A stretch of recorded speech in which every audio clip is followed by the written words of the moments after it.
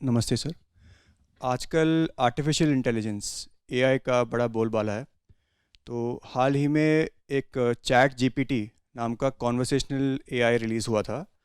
और इस एआई के बारे में ख़ास बात है कि आप उससे कोई भी सवाल पूछ सकते हो, उससे बात कर सकते हो, उससे आप कोई कहानी भी लिखवा सकते हो, कोडिंग भी करवा सकते हो। तो दुनिया भर में न्यूज़ में तो ये आया है और लोगों में डर आ गया है कि कहीं ये उनकी जॉब ना ले जाए, इस तरह का एआई।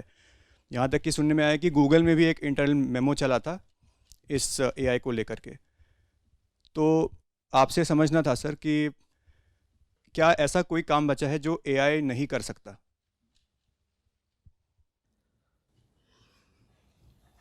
प्यार नहीं कर सकता, या वो भी उससे करवाओगे?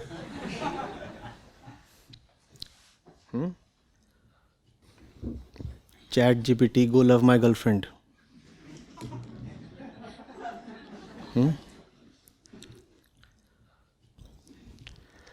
यही है, यही जवाब है।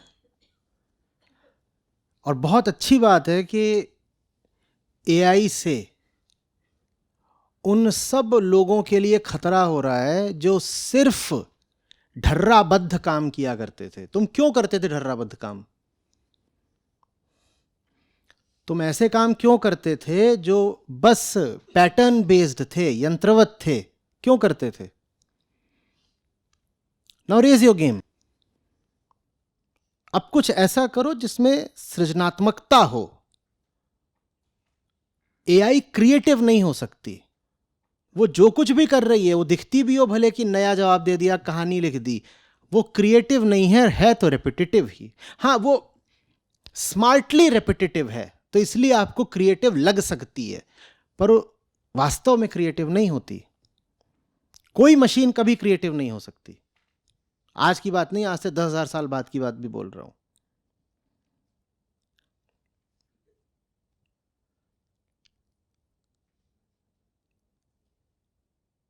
समझ पाना, साक्षी हो पाना, प्रेमपूर्ण हो पाना, करुण हो पाना, न किसी मशीन के लिए संभव है, न एआई के लिए संभव है। किसी तरह की आर्टिफिशियलिटी के लिए वो संभव नहीं है। मतलब समझ रहे हो? मनुष्यों में जितने आध्यात्मिक मूल्य होते हैं, सिर्फ वही हैं जिनको मशीन कभी नहीं पकड़ सकती। मनुष्य जितने काम करते हैं, मशीन सब करके दिखाने देगी। तो मनुष्य के लिए सिर्फ क्या बचेगा फिर करने को? अध्यात्म। वही है जो मशीन कभी नहीं कर सकती। तो अच्छी बात है ना, ये चैट जीपीटी वगैरह आ रहे हैं, तुम्हारे लिए अभी चुनौती है। क्योंकि अगर अब आध्यात्मिक नहीं बनोगे तो तुमसे बेहतर तो मशीन है ना। वो भूख लगती है उसको, ना उसको मूड स्विंग्स होते हैं, ना वो ये कहेगी कि अभी तो खाना खाया है, अभी सोना है थोड़ी देर को। उसको कुछ नहीं।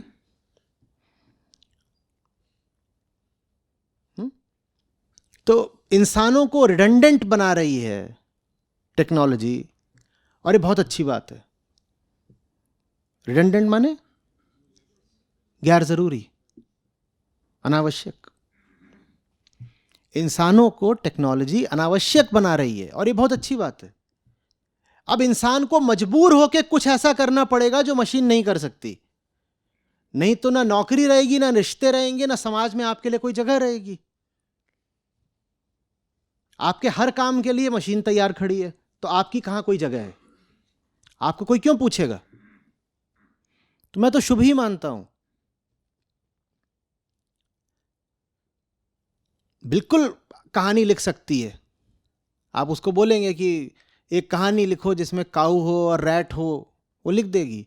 पर वो कहानी वैसे ही होगी जैसी हमारी फिल्मों की स्क्रिप्ट होती हैं। कहीं की ईंट कहीं का रोड़ा, भानुमति ने कुनबा जोड़ा। और कैसे वो लिखेगा? वो तो ऐसे ही लिख रहा है।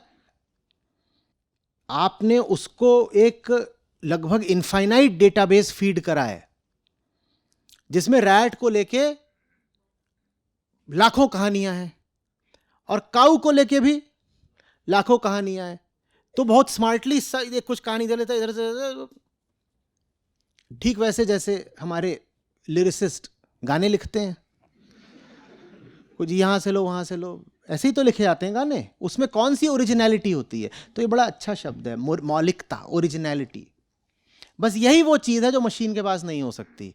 वो पूरी तरह आश्रित होती है अपने डेटाबेस पर। आर्टिफिशियल इंटेलिजेंस को पैना करने के लिए आप जानते ही होंगे, ज़रूरी होता है कि पहले उसको खूब डेटा खिलाया जाए। आप उसको जितना डेटा खिलाते हो वो उतना पैनी होती जाती है, और इसीलिए आज डेटा का इतना मूल्य है, समझ रहे हो? और इसीलिए डेटा प्राइवेसी, डेटा थेफ्ट वगैरह आज इतने बड़े मुद्दे हैं। हमारा ही डेटा जब मशीन को खिलाया जाता है, लाखों करोड़ों लोगों का डेटा, तब वो उस डेटा में पैटर्न डिटेक्ट कर पाती है। और जितना ज्यादा डेटा खिलाओगे उतनी शार्पली वो पैटर्न डिटेक्ट कर पाएगी। और वो डेटा रियल होना चाहिए, रियल डेटा। तो हमारा आपका डेटा इसीलिए इन कंपनियों को बेच दिया जाता है। हमारी आपकी जो जानकारी होती है वो, अब पश्चिम में तो प्राइवेसी एक बड़ा संवेदनशील मुद्दा है, और वहाँ उसको लेके उनके पास कड़े लॉज भी हैं। भारत में प्राइवेसी ऐसा कुछ होता ही नहीं। यहाँ क्या प्राइवेसी जैसा है? वहाँ तो ऐसे होता है, थोड़ा एडजस्ट करिएगा। बिल्कुल, मियाँ बीवी भी बैठे हो ट्रेन में तो एक आके कहेगा थोड़ा बीच में हमें जगह दे दीजिए, एडजस्ट करिएगा, हमें भी तो पहुँचना है। देखिए, हम स्टूडेंट लोग हैं, युवा शक्ति से पंगे न लें। तो भारत ही है वो जगह जहाँ से मशीनों को और ज़्यादा से ज़्यादा डेटा फीड किया जा रहा है। भारत और बाकी सब जो विकासशील और गरीब मुल्क हैं वहाँ से जा रहा है डेटा। पश्चिम में अगर ये पता चल जाए कि आपका डेटा, आपका पर्सनल डेटा इधर उधर हुआ है, तो तुरंत जेल होती है। भारत में क्या फ़र्क पड़ता है?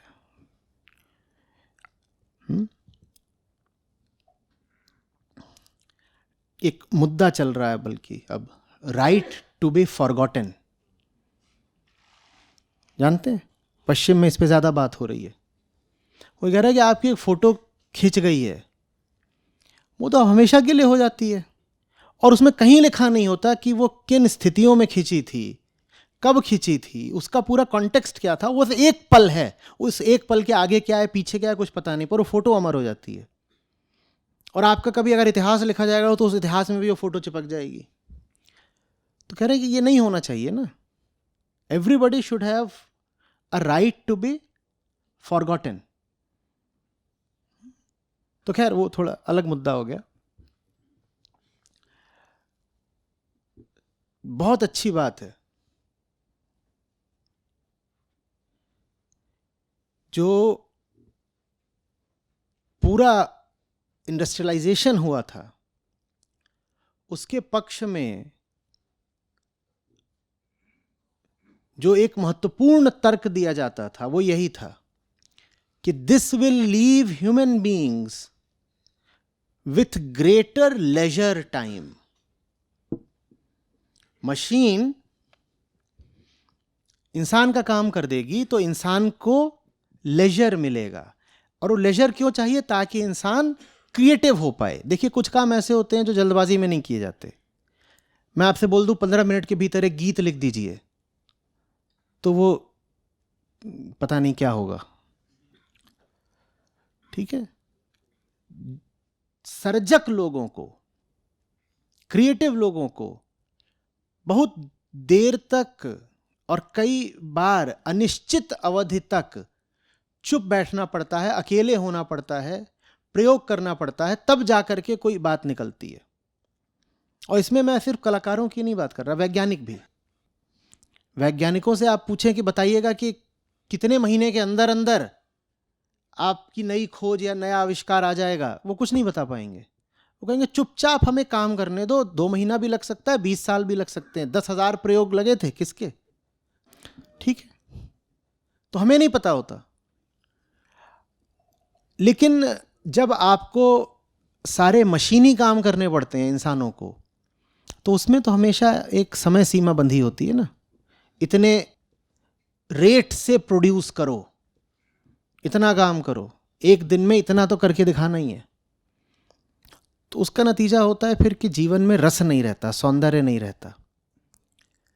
क्वांटिटी तो रहती है, क्वालिटी नहीं रहती, क्योंकि मशीन क्वांटिटी पैदा करवा देती है। आप इंसान को मशीन बना देंगे तो आप उसे कहेंगे दिन में तुम्हारा प्रोडक्टिविटी रेट इतना होना चाहिए, वो बना देगा, लेकिन वो ऐसी चीज़ें नहीं बना पाएगा जिनमें एक गहरी आर्टिस्टिक क्वालिटी हो, एक एस्थेटिक सेंसिबिलिटी हो। तो जब मशीन आई थी और जब पहले स्टीम से पावर आया, तो यही कहा गया कि अब दुनिया में क्रिएटिविटी का एक नया दौर शुरू होगा। उल्टा हो गया। आज आप देखिए पोएट्री मर चुकी है। आप कितने समसामयिक कवियों के नाम जानते हैं बताइए, किसी भी भाषा में? आप कवियों के नाम जरूर जानते होंगे, वो सब 50-100 साल पहले के होंगे। ये करा है हमारी वर्तमान आर्थिक व्यवस्था, सामाजिक व्यवस्था ने। तो बहुत अच्छा है कि एआई आ रही है। आप जानते हैं ब्रिटेन में सर्वे हुआ, वहाँ पर 3/4 से ज़्यादा लोगों ने कहा, कामकाजी लोगों ने, पेशेवर लोगों ने, कि वो हमें पता है कि हम जो काम कर रहे हैं वो नहीं भी करा जाए तो कुछ नहीं होगा, हमारा जो काम है वो वर्थलेस है, पर कर रहे हैं। ये जो काम है इससे किसी का कुछ आता जाता नहीं, पर हम कर रहे हैं। और उसका क्या नतीजा होता है? उसका नतीजा होता है लो सेल्फ एस्टीम, डिप्रेशन। एक बंदा दिन भर जो कर रहा है उसको पता है वो काम ही फिजूल है, भले ही उससे उसको पैसा मिलता हो, लेकिन उससे उसको आंतरिक पूर्णता तो नहीं मिलती ना। तो ये सारे काम चले जाने चाहिए मशीनों के पास, टेक्नोलॉजी के पास, एआई के पास। ये करें, जो कुछ भी प्रोग्रामेबल है वो करने दो ना किसी प्रोग्राम्ड मशीन को। भारी चुनौती आएगी उन लोगों के सामने जो सिर्फ प्रोग्रामिंग पर ही चल सकते हैं। उनका दम घुटने लगेगा, क्योंकि अब उनको कहा जाएगा कि अब तुम खुले हो, हम तुमको कोई दिशा निर्देश नहीं दे सकते। क्योंकि दिशा निर्देश सारे किसको दिए जाते हैं? मशीनों को। अगर हमें गाइडेंस ही देनी है, अगर हमें रूल्स ही बताने हैं, तो वो सारे रूल्स हम बता देंगे किसी मशीन को, और रूल बेस्ड काम तो मशीन बहुत अच्छे से कर लेगी। अब बेटा तुम कुछ ऐसा करके दिखाओ जो रूल बेस्ड नहीं है, उसी बात के तुमको पैसे मिलेंगे, उसी बात की तुमको इज्जत मिलेगी। तो जितने लोग हैं जो सिर्फ रूल बेस्ड काम ही कर सकते हैं, प्रोग्राम्ड टास्क ही कर सकते हैं, वो बेरोजगार तो होंगे ही होंगे, वो जीना मुश्किल हो जाएगा उनका। यहां तक कि अब सुनिए खतरनाक बात, जो रूल बेस्ड रिश्ते होते हैं उनका भी कोई भविष्य नहीं है, क्योंकि वो काम मशीन कर देगी। हाँ भाई, आपके और आपके साथी के रिश्ते में चेतना है ही नहीं, कुछ नियम भर हैं। क्या नियम है? मैं घंटी बजाऊंगा तू चाय बनाएगी। तो ये तो एक ह्यूमन लाइक मशीन कर सकती है ना, और आप उसको बिल्कुल एक स्त्री की देहाकृति में बना सकते हैं। वो भीतर से रोबो है और बाहर से महिला जैसी दिखती है, पूरी महिला, सारे उसके अंग, यहां तक कि आंतरिक अंग भी महिला के ही हैं, और प्रोग्राम्ड है। यहां उसकी लगी हुई है चिप, यहां चिप लगी हुई है, और पूरी महिला है। और जितनी चीजें एक आम महिला करती है या कर सकती है, वो सब कर सकती है। और ज्यादातर पुरुष, ज्यादातर महिलाएं एक एल्गोरिदम की तरह ही तो जीते हैं ना, बिल्कुल एल्गोरिदम की तरह। भाई सुबह इतने बजे उठना है, उठ जाते हैं। बीच बीच में ये दिखाना है कि हम रूठे हुए हैं, वो मशीन भी रूठेगी बीच बीच में। भाई ये सब तय है, पहले से तय है। पुरुष उससे सेक्स की मांग कर सकता है, मशीन कह सकती है नहीं ठीक मूड नहीं है। हर तीसरे महीने मशीन बोल सकती है मुझे घुमाने ले चलो। अब क्या करोगे आप? दफ्तर से भी गए, घर से भी गए। इसी तरीके से महिलाओं की सेवा के लिए एआई पुरुषों का निर्माण किया जा सकता है। वो बिल्कुल वैसे ही व्यवहार करेंगे, वो भी दाढ़ी बना रहा है खड़ा होके। भाई आप जो कुछ करते हैं, आप सोचो ना, टेक्नोलॉजी वहां तक पहुंच गई कि आप उससे कहो कि यार गाना लिख दो, गाना लिख सकती है, तो पुरुषों जैसा व्यवहार क्यों नहीं कर सकती? वो करेगी। और कोई भी पुरुष अपनी जिंदगी में किसी नए तरह का व्यवहार तो करता नहीं ना, सब प्रिडिक्टेबल होते हैं, सब प्रोग्राम्ड सा जीवन जीते हैं। अब कैसे जियोगे? आप जो कुछ कर रहे हो आपसे बेहतर एक, आपके दोस्तों के लिए भी आपसे बेहतर एक,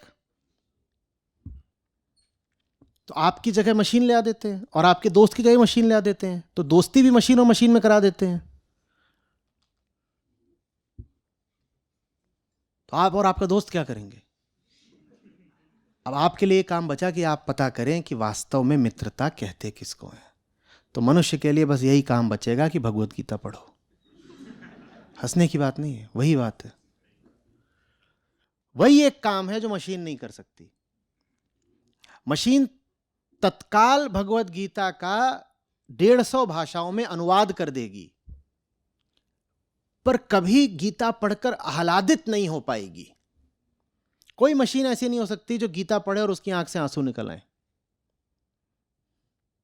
कोई मशीन ऐसी नहीं हो सकती जो कहे कि मुझे अपने अहंकार का खात्मा चाहिए, क्योंकि मशीन के पास कोई आई होगा ही नहीं।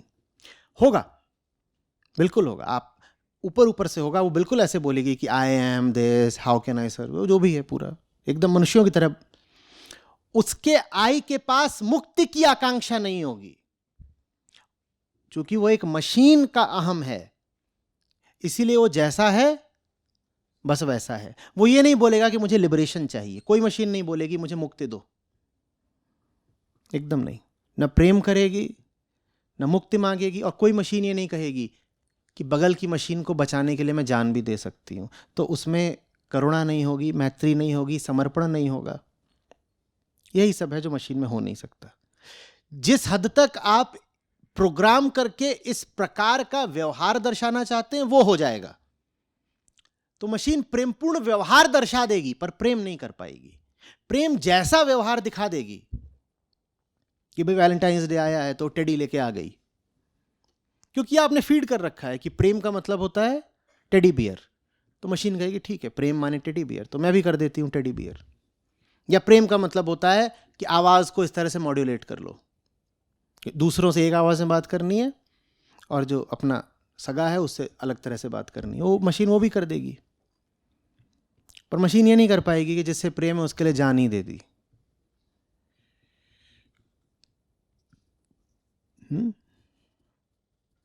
सत्य की आकांक्षा किसी मशीन में नहीं होगी।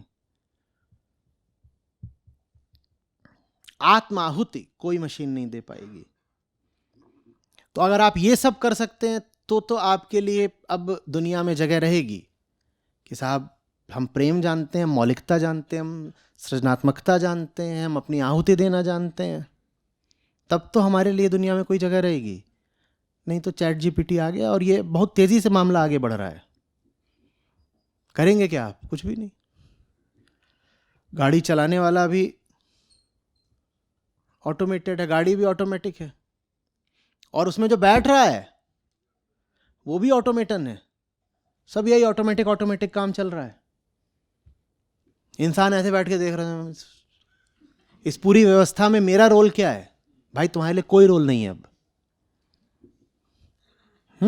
एक ही रोल है, जाओ गीता पढ़ो।